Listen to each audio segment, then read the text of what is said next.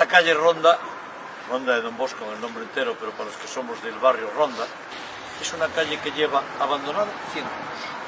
La humanización que planteamos es la modernidad, pero manteniendo esta forma tradicional.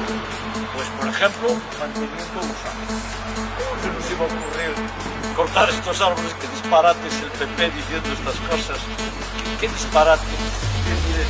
No, si se quedan enfermos, por supuesto, habría que tomar decisiones por razones de seguridad urgente, porque no están bien, y ahora con la reforma quedarán mucho mejor porque los vamos a revisar. En menos de unha hora estanse a desfacer das probas. Hai 4 meses que empezou esta obra, nunca houbo tanto operario.